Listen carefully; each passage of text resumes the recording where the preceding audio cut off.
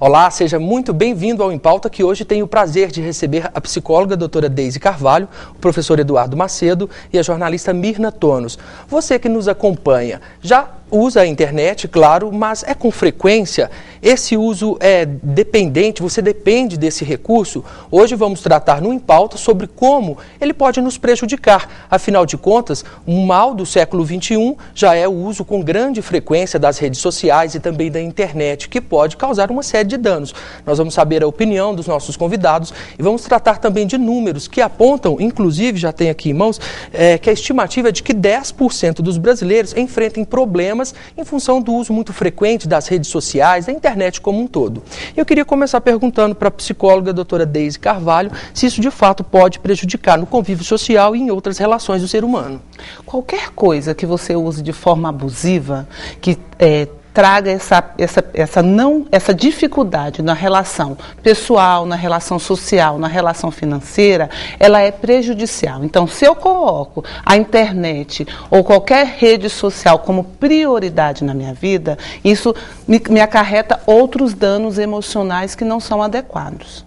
Que danos podem ser esses? Existe uma reportagem, a gente está com ela aqui em mãos, que foi publicada numa revista de ganho de circulação no Brasil, que mostra até que esses danos comparados até com sintomas de quem usa droga. A pessoa costuma ficar com alteração de humor, costuma ficar com necessidade fixa naquilo, ela depende daquilo, ela precisa estar conectada, precisa estar com o smartphone em mãos, porque senão ela se sente desprotegida. De fato, são esses os sintomas da pessoa que começa a ter problema em função do uso da internet, da frequência com que se fica online? Isso. Então, como eu havia dito, é uma compulsão, né? Quando ele coloca a relação com o vício, que é a mesma coisa, eu me torno dependente daquilo. Tem pessoas que se tornam dependentes da compra, tem pessoas que se tornam dependentes do sexo.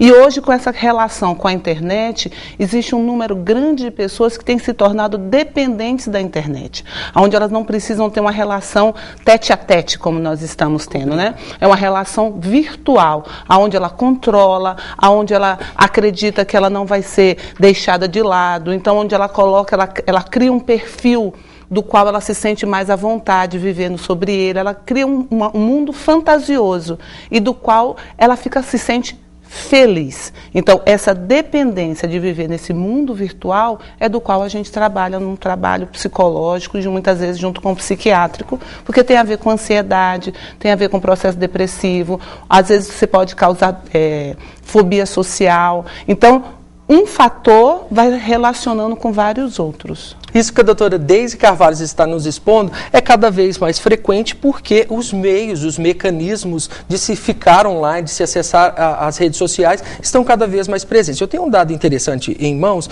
que aponta que os celulares, os smartphones, que possibilita a conexão onde quer que você esteja, claro, desde que tenha o sinal, atingiram 41% de todos os aparelhos que existem no Brasil. E agora, em março e em abril, esse número saltou para 49%, ou seja, quase metade dos usuários de aparelho celular tem o smartphone que permite o acesso à internet. E quanto a isso, eu queria falar com a professora Mirna Tonos, é professora do curso de jornalismo da Universidade Federal de Uberlândia e lida com essas novas tecnologias, não é, professora? Nesse meio da educação, existe essa compulsão pela conectividade? Eu acho que existe como em todas as partes, né? Não só, por exemplo, no ambiente universitário ou no ambiente escolar, mas eu creio que existe. Então, a gente percebe que tem pessoas que não ligam para a conexão, que não querem nem saber, e tem outras que vivem hiperconectadas. Então, tem smartphone, tem tablet, tem o notebook, fica o tempo inteiro ali, né? Eu cheguei a ser meio como suspeita de que eu fosse viciada, o pessoal brinca e tal, né? Agora, fica tudo entre essa compulsão ou o uso, né? Às vezes eu preciso usar para o trabalho e tal. Então, não é porque eu estou o tempo inteiro conectada que eu estou viciada na conectividade ou na conexão. né? Então é a questão de achar o equilíbrio, mas existe. Isso, né? É para quê, exatamente. Para que isso, essa internet, essa conectividade está na minha vida. A tecnologia, eu leciono a disciplina Tecnologias na Comunicação e a questão é exatamente essa, Deise. Para que a gente usa tecnologia? Ela domina, ela coordena a minha vida, ou eu me aproprio dessa tecnologia para fazer o melhor uso para a minha vida? Professor Eduardo Macedo, hoje ela já parece ser necessária e fundamental. Quando estamos desconectados, ficamos fora de si. É por aí? De fato, como disse a Deise e a professora Mirna, hoje você, por exemplo, ontem eu cheguei na escola do meu filho, aí na van, eu olhei dentro da van, todos o que estava ali, os alunos, né, já está conectado no smartphone, né? No caminho da escola? Não, eu estava aguardando o próximo aluno sair da escola para a van seguir o trajeto dela, para entregar os alunos, não é isso? E a realidade é essa. Eu acho que nós estamos vivendo o século da comunicação, o século XXI, podemos dizer com certeza, que é o século da comunicação. Então, essas tecnologias de informação e comunicação, né, que a internet está aí inserida, era nada mais, nada menos que um novo instrumento, né? E aí fica a questão entre o equilíbrio, né? Entre a utilização, né, e você se apoderar aquilo lá em seu benefício, né, profissional, pessoal, e ter que tomar cuidado também com a questão de que quando que essa relação com essa tecnologia, ela pode se tornar predatória, podemos dizer assim, né? Trazer malefício em vez de benefício para a pessoa. Tá, ok. Então a gente tem até um ponto em que se analisar do que é benefício e do que é malefício. Eu queria saber a opinião da senhora também, doutora. Então, isso que o professor fala é interessante, né? Porque ele está falando de adolescentes ou crianças, né?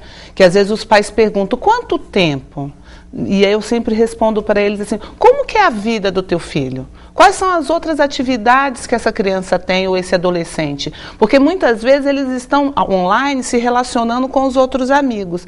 Mas a família também proporciona a essa criança ou esse adolescente estar com os amigos em outras relações, no futebol, no vôlei, no parque. Como que é que funcionam as outras relações? Porque senão a gente vai ser muito radical no aspecto, olha, não pode usar. Como o professor mesmo falou, nós estamos no século da comunicação. Como tirar? Na nossa infância era a televisão, né? Quanto tempo que deve ficar na televisão ou quanto tempo não deve ficar na televisão.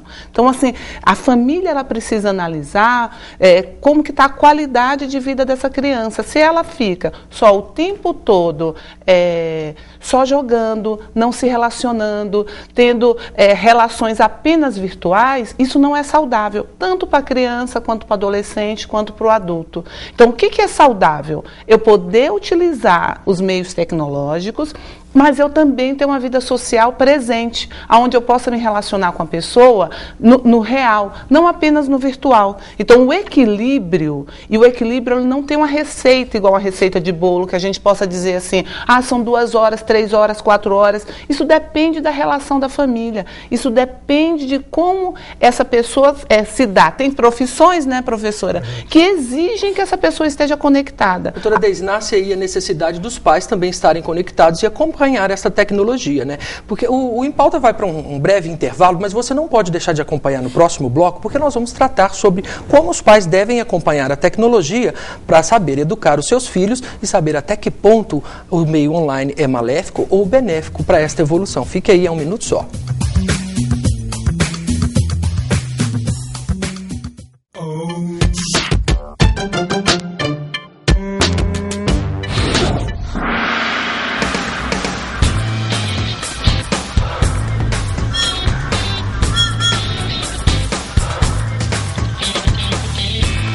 Só é motorista quem é habilitado. Há 18 anos, o IBCC iniciou a campanha do câncer de mama no alvo da moda. E eu logo me juntei à causa. Mãe, você e eu. Em 18 anos, o IBCC cresceu bastante. Visite um mastologista anualmente e faça os exames de rotina. Quanto mais cedo o câncer for descoberto, maiores são as chances de cura. Junte-se a essa causa. Ou compre os produtos com o alvo azul. O câncer de mama no alvo da moda. Essa luta dura uma vida inteira.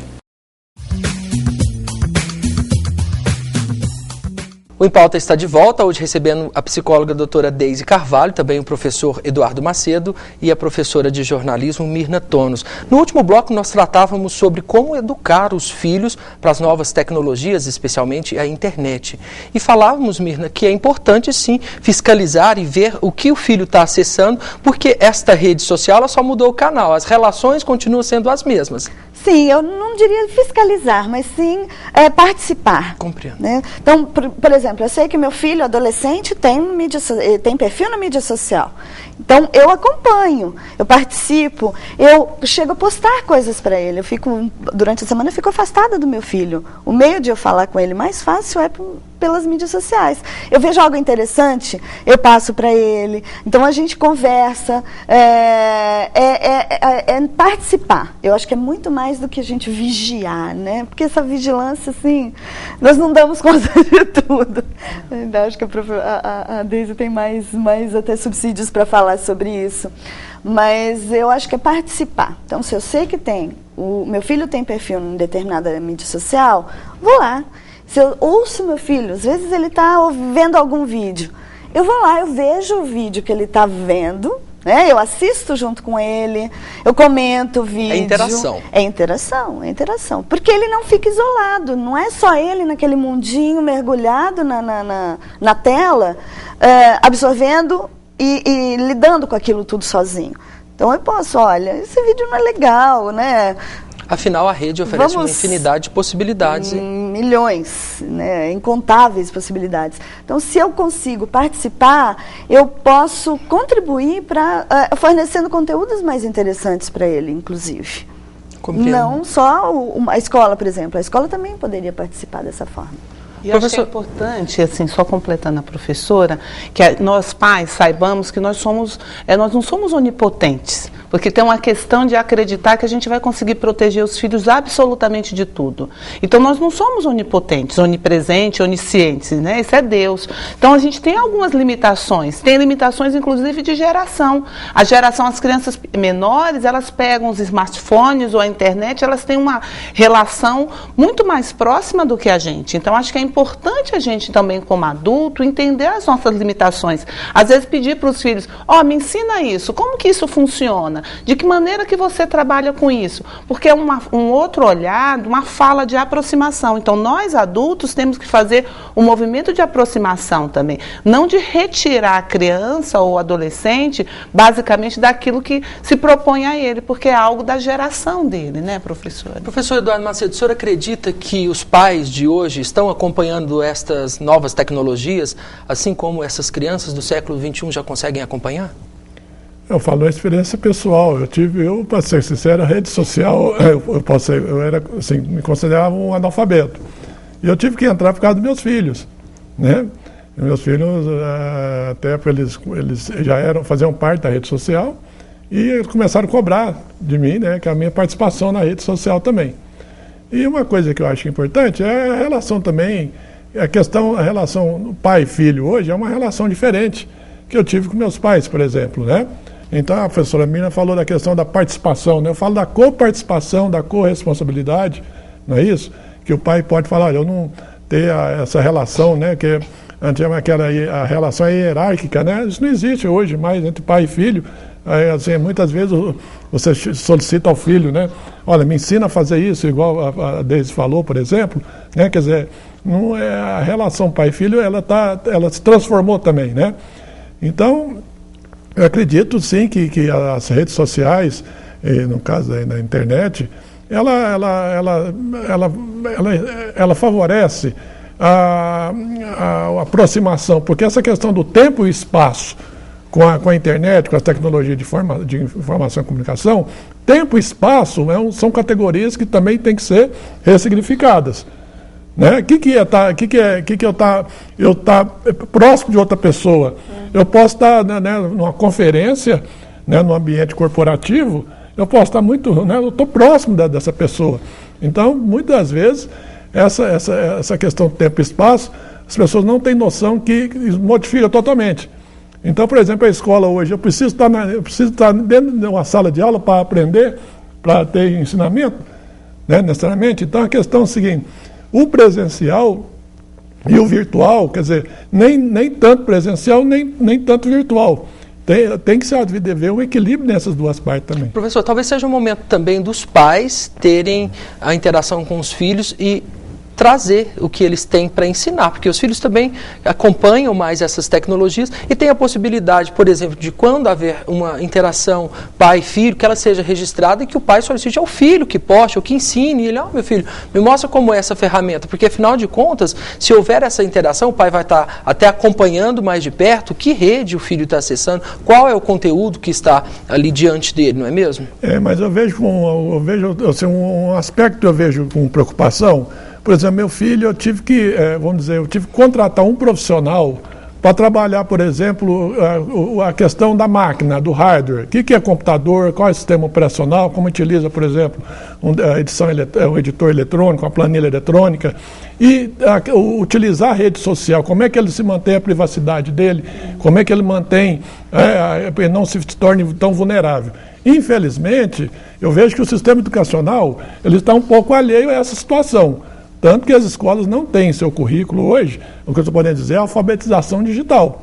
Então, eu procurei por conta própria com meu filho, de capacitá-lo para enfrentar essa nova realidade. Então, não é só a questão de confiança, de estar junto, é a questão de capacitá-los para enfrentar essa nova tecnologia.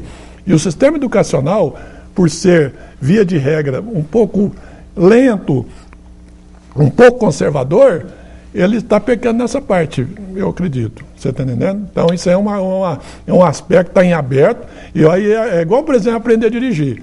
Você pode aprender a dirigir com qualquer pessoa, de forma inadequada, de forma que não é boa, mas você pode pegar um profissional que é bom naquela área e você aprender lá a legislação de trânsito, a destreza para dirigir. Isso é a mesma coisa também para a utilização das TICs, eu acho, das tecnologias de informação e comunicação. Tá, ok. O Em Pauta vai para mais um breve intervalo, mas na volta nós vamos tratar sobre um assunto preocupante, porque essas novas tecnologias, em especial a internet, elas podem desenvolver uma série de transtornos. Esses transtornos já são preocupantes em todo o mundo.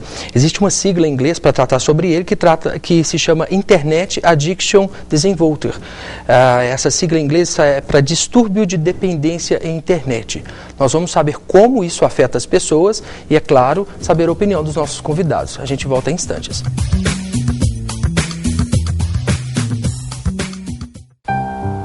No teatro, eu posso viver vários personagens, ser pessoas diferentes, mas as minhas digitais nunca mudam.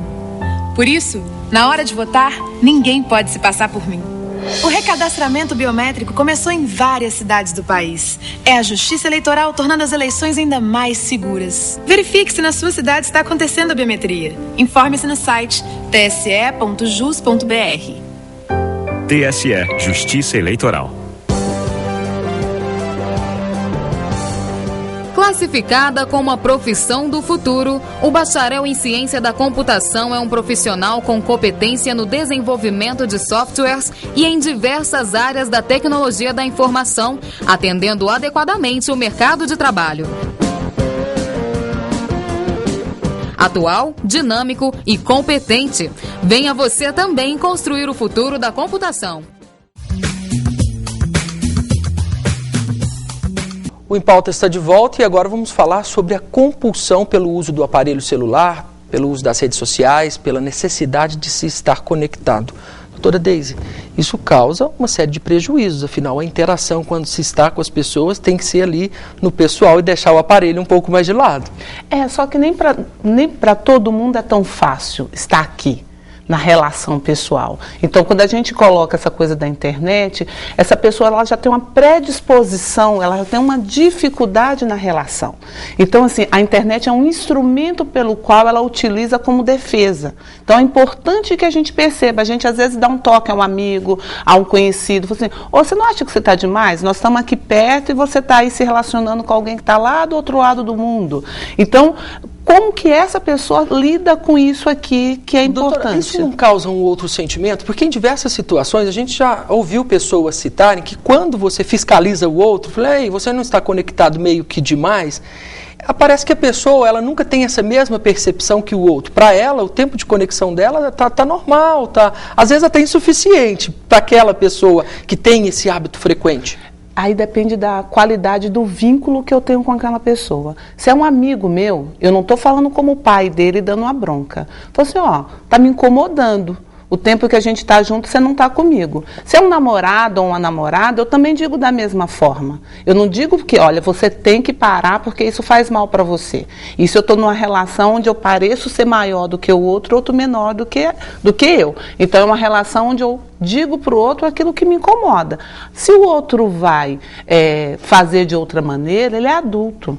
Né? Então, assim, a pessoa precisa analisar, e é difícil, não é uma coisa que a pessoa consegue perceber assim rapidinho. Porque assim, quando a gente está envolto no vício, é igual a droga. Se você perguntar para um fumante, eu largo na hora que eu quiser. Alguém que bebe, você bebe muito? Não, está caindo no chão, mas a pessoa não tem essa percepção. Muitas vezes ela precisa perder algumas coisas na vida para que ela perceba que ela exagerou. Às vezes é o emprego, às vezes é a pessoa amada, às vezes é a relação com os filhos. E aí ela percebe, por isso que a comparação com a droga, que aquele objeto ela está a mais na vida dela. Ela está suprindo, está tentando suprir uma necessidade muito maior do que ele se propõe. Mirna Tônus, as pessoas estão cada vez mais conectadas, a educação já é ofertada pelo meio online, através do EAD. Você acredita que estas pessoas, especialmente as que têm esse uso frequente, conseguem já perceber os pontos negativos que a internet oferece? Eu acho que depende como a professora Deise falou, de percepção, mas demora, as pessoas não têm essa percepção assim, tô usando demais, né? Então demora. Eu acredito, sempre voltando na questão do equilíbrio, eu acho que tudo para que eu estou usando aquela tecnologia? O meu trabalho, a minha atividade profissional demanda estar conectada e demanda eu fazer esse trabalho. Aí pode ser assim, até uma... não é em si a compulsão pela internet, mas a compulsão pelo trabalho, que pode estar... Sim.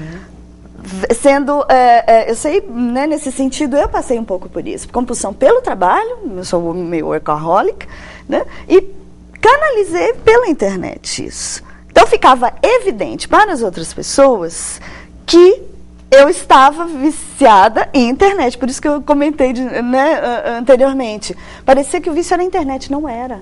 Era no trabalho. Só que o meu trabalho demandava conexão. A internet era só um canal para execução. Exatamente. E é algo que eu poderia fazer fisicamente, aqui, né, no mundo físico e não no mundo virtual.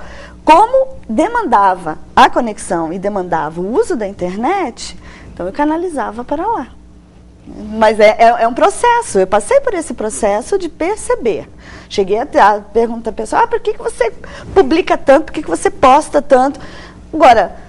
Desculpa aí, se eu estou postando tanto, eu tenho meus motivos, eu sou adulta, eu tenho que ter o meu tempo. E não vir com essa crítica me incomodou. Porque não é assim, viu, vamos combinar um barzinho, vamos, né? Em vez de você ficar tão conectada, no sentido que a doutora Deise falou. Não, foi assim, por que você posta tanto? Me incomodou, falou assim, viu? O que você tem a ver com isso? É interessante porque esta compulsão citada pela professora Mirna Tônus, ela está em uma grande reportagem de uma revista de circulação nacional, eu tenho ela aqui em mãos, e ela trata, inclusive, o uso abusivo dos aparelhos, o que eles causam, semelhante ao usuário de droga, aos sintomas de um usuário de droga. E aí essa reportagem vem citando o pensamento fixo, a alteração de humor, a necessidade daquilo com frequência, se eu deixo agora, daqui a pouquinho eu já tenho aquela compulsão por eu preciso de novo e eu vou atrás buscar aquilo. Conflitos sociais e recaídas quando se tenta abandonar. Nesse aspecto, eu queria saber a opinião dos nossos 3 convidados. Você acha que a revista foi assertiva em comparar esses sintomas da frequência online, do uso compulsivo por essas novas mídias? mídias com os sintomas de um usuário de drogas quando em abstinência? Sim, na minha opinião, sim. Por quê? Porque tem a ver com a dependência. Quando eu dependo de algo, e a gente poderia ampliar a compulsão. Como a professora falou, ela falou do trabalho. Então, várias coisas a gente usa para preencher vazios. A droga também é algo que vem para preencher uma dor muito profunda que é inconsciente. Só que como ela causa uma sensação de prazer rápido, assim como o acesso na internet, a abstinência, não ter aquilo me causa uma grande falta e causa ansiedade. Mesmo a droga sendo um produto químico, que você vai sentir a falta química daquilo no organismo, e a internet, a compulsão pela rede social ser apenas uma ferramenta? Mas ela também dá as sensações físicas diferente da droga no aspecto da dependência química, mas tem uma dependência emocional que é tão doída e tão difícil de sarar quanto uma dependência química. Então, e muitas vezes o tratamento ele também tem que se dar com ansiolítico para diminuir a ansiedade, diminuir a compulsão, junto com o processo psicoterapêutico, onde a pessoa vai perceber o porquê daquilo na vida dela. Seja a droga, seja o trabalho, seja o sexo, seja a internet, seja o que for. Professor Eduardo Macedo, um mal do século XXI, então, né? É o mal do século XXI, mas eu insisto na seguinte forma: as manifestações de junho, né? Tinha muitas faixas, né? Sai do Facebook e vem para a rua, não é isso? Isso. Mas na verdade o que aconteceu é que o Facebook foi para a rua. Né? Com os smartphones, quer dizer, você tem a mobilidade através da internet agora. Antes você tinha o desktop, que era fixo, né? Você tinha que estar num local fixo e tal. Agora você tem um dispositivo que é móvel, né? E hoje a questão, qualquer corporação, em qualquer instituição que você acessar, você entrar, você vê alguém tá olhando para uma tela, seja do smartphone, seja de um monitor. Quer dizer, essa realidade está posta e nós temos que enfrentá-la. Né, da melhor forma possível, para que ela seja aproveitada, né, traga benefícios para a pessoa, para o profissional, pessoal, as relações sociais dela. Nós temos que enfrentar essa realidade. E uma coisa também que eu acho importante é esse aumento do tempo na frente, por exemplo, no caso da internet, é a questão da postura. Porque muitas vezes a questão da visão, acho que os oftalmologistas, né, devem estar gostando, porque a nova geração terão graves problemas na questão da visão. Muito bem lembrado, porque vai além da compulsão, né? Tem a questão da postura, a questão da economia, né? Da economia. Nos olhos. Então fica então o alerta para a gente se policiar e fazer com que essas novas tecnologias só nos tragam benefícios. Eu acho que é se conscientizar e se perguntar, para que eu estou usando isso? Isso está substituindo tudo na minha vida? Estou só nisso? Eu acho que é se conscientizar mais do que se policiar. Eu tenho uma resistência com esses verbos, assim. Tá ok, então, o Em Pauta vai chegando ao fim e obrigado pelo carinho da sua companhia.